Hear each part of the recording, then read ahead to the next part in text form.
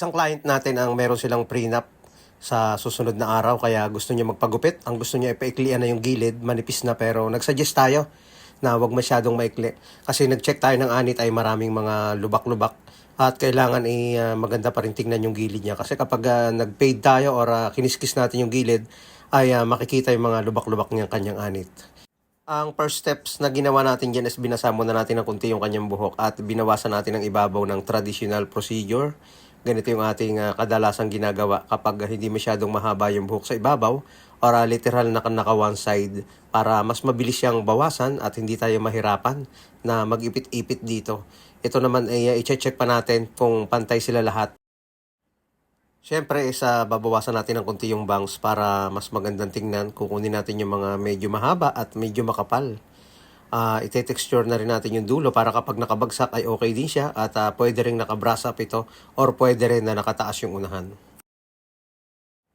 Sa gilid ay 1.5 na clipper guard lang yung gagamitin natin. Hindi masyadong pudpod para hindi ma-expose yung kanyang anit dahil dito sa may parting likod ay meron siyang mga kunting mga lubog.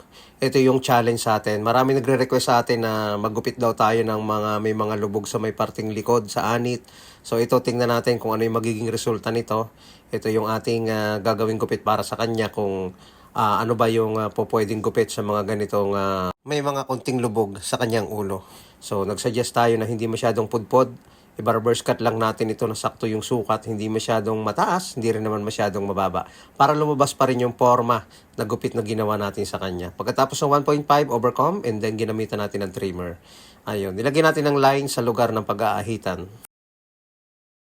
Ninipisan lang natin ng konti yung patilya. Siyempre, ganoon din yung may parting likod para balanse yung pagkakabawas natin.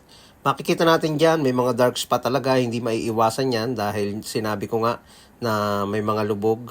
At kadalasan na talagang ganyan yung shape ng ulo ng ating Pinoy. Yan, ganyan na kadalasan. Kahit ako may mga lubak din ako sa ulo pag ako'y nagpapagupit. Kaya siyempre, ang gagawin natin dyan ay gamitan natin ng tining scissor para yung mga biglang itim sa dulo ng kanyang buhok sa may parting lumulubog ay mabawasan. Yun namang mga ibang area na malapit na rito sa mismo makapal ay hindi na natin talaga masyadong matatanggal yung dark spot niyan dahil masyado nang ninipis yan. Kaya ganyan lang yung kaya nating ibigay na resulta para sa kanyang gupit.